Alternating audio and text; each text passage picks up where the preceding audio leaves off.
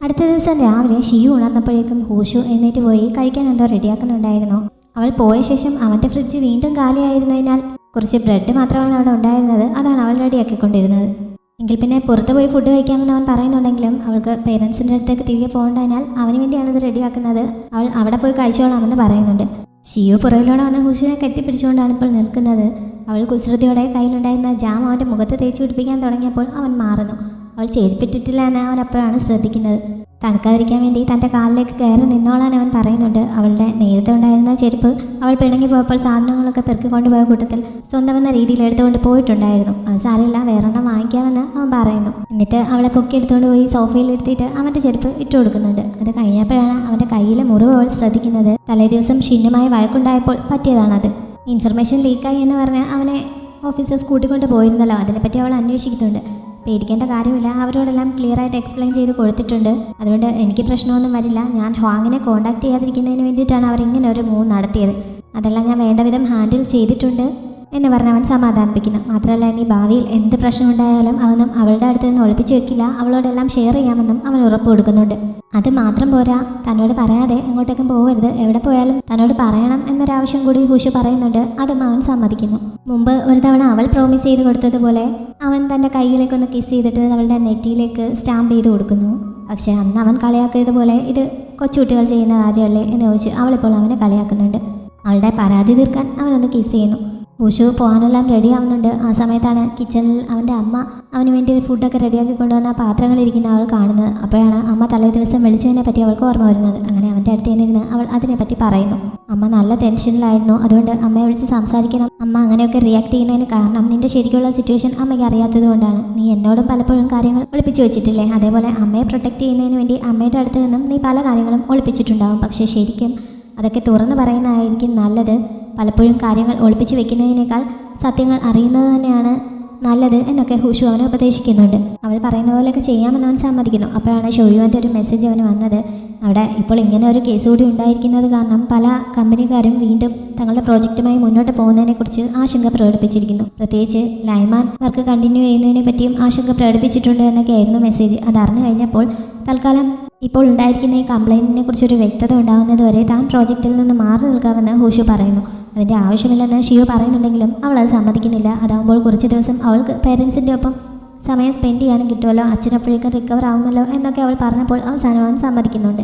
അവൾ അപ്പോൾ തന്നെ പോകാൻ തയ്യാറെടുക്കുന്നു. അവൻ കൊണ്ടുവിടാമെന്ന് പറയുന്നുണ്ടെങ്കിലും തനിച്ച് പോയിക്കോളാമെന്ന് പറഞ്ഞിട്ട് അവൾ പോകുന്ന വഴിക്ക് അവൾ ചെറിയൊരു സൂപ്പർ മാർക്കറ്റിൽ കയറി എന്തൊക്കെയോ സാധനങ്ങൾ വാങ്ങുന്നുണ്ട്. അവൾ അവിടെ നിന്ന് സാധനങ്ങൾ എടുത്തുകൊണ്ട് നിൽക്കുമ്പോഴാണ് അവിടുത്തെ ഒരു സ്റ്റാഫ്, പുതിയതായി വന്ന സ്റ്റാഫിന് അവിടുത്തെ കാര്യങ്ങളൊക്കെ പറഞ്ഞു കൊടുക്കുന്നത് അവൾ കേൾക്കാനിടയാവുന്നത്.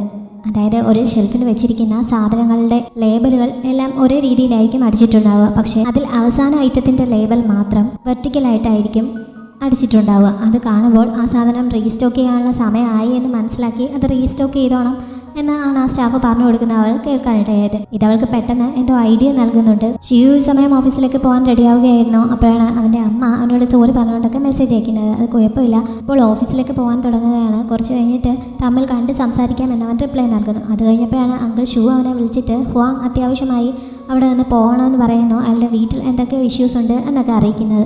അയാൾ പണം കൊടുക്കാനുള്ള ആരൊക്കെയോ വീട്ടിൽ വന്ന പ്രശ്നമുണ്ടാക്കുകയാണ്. അത്യാവശ്യമായിട്ട് അവർ പറഞ്ഞ സ്ഥലത്ത് എത്തിയില്ലെങ്കിൽ അയാളുടെ കുടുംബത്തെ ഉപദ്രവിക്കും എന്നൊക്കെ പറഞ്ഞുകൊണ്ടാണ് അവർ വിഷയമുണ്ടാക്കുന്നത്. അതുകൊണ്ടാണ് അയാൾ പോകണമെന്ന് ആവശ്യപ്പെടുന്നത് എന്നൊക്കെ അങ്കിൾ പറഞ്ഞ് അവൻ അറിയുന്നു.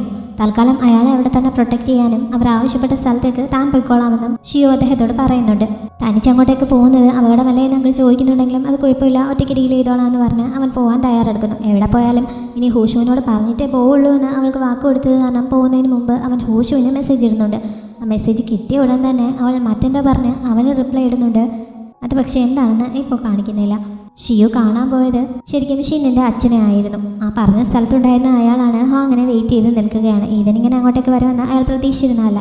ഹ്വാങ് തൻ്റെ കസ്റ്റഡിയിലുണ്ട് എന്ന് ആദ്യം ഷിയു പറയുന്നില്ല. പക്ഷേ ഹ്വാങ്ങുമായിട്ട് താൻ കണ്ടുമുട്ടി എന്ന രീതിയിൽ സംസാരിക്കുന്നുണ്ടെങ്കിലും ഹ്വാങ്ങിനെ തനിക്ക് അറിയുകയില്ല എന്നുള്ള രീതിയിലാണ് ഷിന്നിൻ്റെ അച്ഛൻ അവൻ്റെ അടുത്ത് നിൽക്കുന്നത്.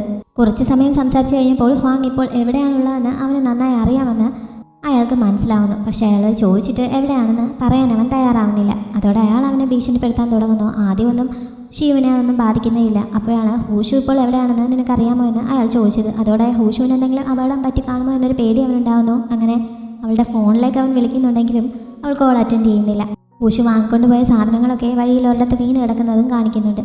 ഹൂഷുവിനെ ഒരു വെയർ ഹൗസിൽ തടവിലാക്കിയിരിക്കുകയാണ്. അവിടെ ഒരു തിരി കത്തിച്ച് വെച്ചിട്ടുണ്ട്. അത് കത്തി തീരാറാവുമ്പോൾ ആ വെയർ ഹൗസിലുള്ള തടിയുടെ വേസ്റ്റിലേക്ക് തീ പിടിക്കും. അതോടെ അവളും അതിനുള്ളിൽ വെന്ത് ഉരുകും എന്നൊക്കെ അയാൾ ഒരു ഭീഷണി പോലെ അവനോട് പറയുന്നുണ്ട്.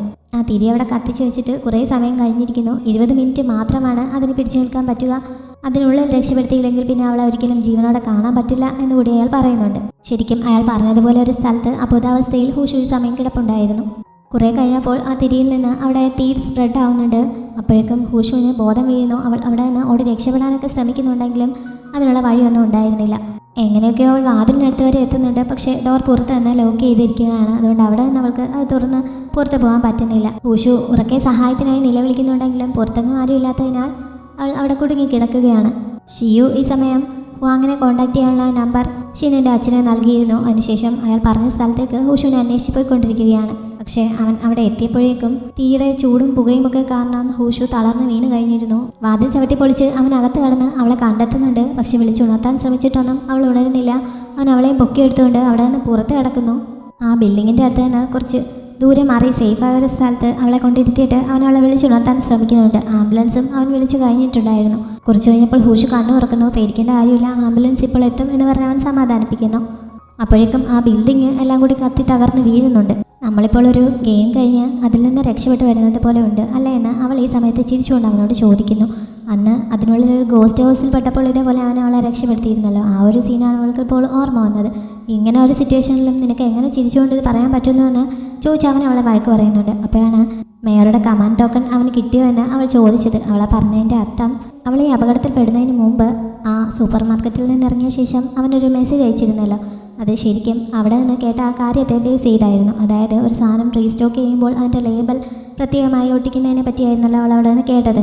അപ്പോഴാണ് മുമ്പ് ആ ഫാക്ടറിയിൽ പോയ സമയത്ത് അവിടെ ഉണ്ടായിരുന്ന ഇഷ്ടികൾ പരിശോധിച്ചപ്പോൾ അതിൽ ഒരെണ്ണത്തിൽ മാത്രം QR കോഡ് കൂടാതെ പേന കൊണ്ട് എന്തോ എഴുതിയിരിക്കുന്നത് കൂടി അന്ന് കണ്ടിരുന്നത് അവൾക്ക് ഓർമ്മ വരുന്നത്. ബാക്കിയുണ്ടായിരുന്ന കട്ടകളിലെല്ലാം QR കോഡ് മാത്രമാണ് ഉണ്ടായിരുന്നത്. അതുകൊണ്ട് തന്നെ അതിൽ സ്പെഷ്യലായിട്ട് എന്തെങ്കിലും കാണും എന്ന് അവൾക്ക് ഇപ്പോൾ ഓർമ്മ വരുന്നു. അങ്ങനെ അതായിരുന്നു അവൾ ഷീവിന് മെസ്സേജ് അയച്ചത്.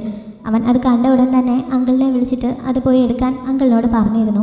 അങ്കിൾ ഫാക്ടറിയിൽ പോയി അവൾ പറഞ്ഞ ആ ഇഷ്ടിക എടുത്തുകൊണ്ട് വന്നിരുന്നു. ആരുമില്ലാത്തൊരു സ്ഥലത്തെത്തി ഒരു ചുറ്റിക കൊണ്ട് തല്ലി പൊട്ടിച്ചപ്പോൾ അതിനുള്ളിൽ ഒരു ബോക്സിനുള്ളിലാക്കി സൂക്ഷിച്ചിരുന്ന ഒരു മെമ്മറി കാർഡ് അദ്ദേഹത്തിന് കണ്ടെത്താൻ കഴിയുന്നു. അതായിരുന്നു ശരിക്കും ഹുവാങ് ഷിന്നിൻ്റെ അച്ഛനെതിരായി സൂക്ഷിച്ചിരുന്ന തെളിവുകൾ. അങ്ങനെ ഹൂഷുവിൻ്റെ സഹായത്തോടെ ഷിയു അത് കണ്ടെത്തിയിരിക്കുകയാണ്.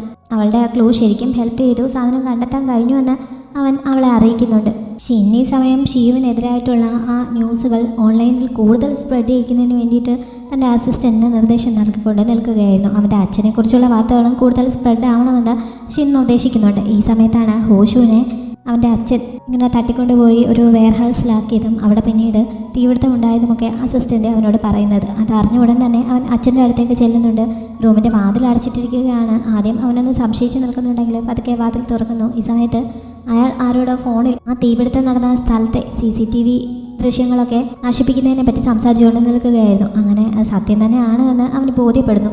അതേപോലെ ഹ്വാങ്ങിൽ നിന്ന് ആ ഫാക്ടറിയിലുള്ള ഒരു ഇഷ്ടികയ്ക്കുള്ളിലാണ് മെമ്മറി കാർഡ് സൂക്ഷിച്ചിരിക്കുന്നതെന്നും അയാൾ അറിഞ്ഞിരുന്നു. പക്ഷേ അയാളുടെ ആളുകൾ അവിടെ ചെന്നപ്പോഴത്തേക്കും അത് മിസ്സായി കഴിഞ്ഞിരുന്നു. എങ്ങനെയെങ്കിലും അത് കണ്ടെത്താനും അയാൾ ഓർഡർ നൽകുന്നുണ്ട്. അത് കഴിഞ്ഞപ്പോഴാണ് ഷിൻ അവിടെ നിൽക്കുന്ന അയാൾ കണ്ടത്.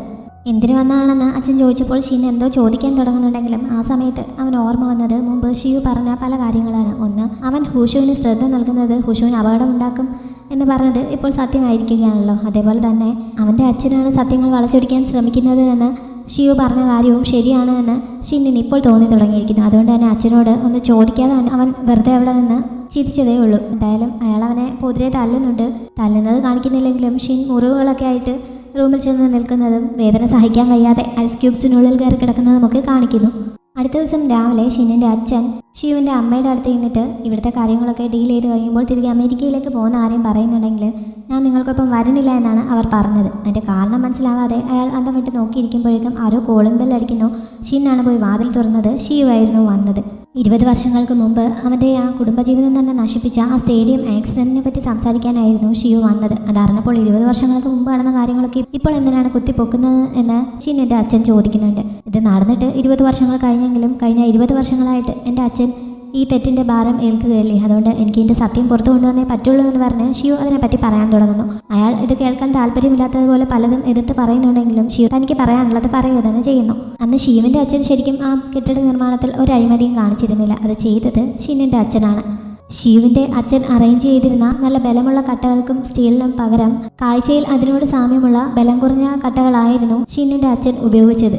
അത് കാരണമാണ് ആ ബിൽഡിംഗ് അങ്ങനെ തകർന്നു വീണത്. അങ്ങനെ ഒരു തിരിമറി നടത്തിയത് കാരണം അയാൾക്ക് കുറെ അധികം പണം കൈക്കലാക്കാനും സാധിച്ചു.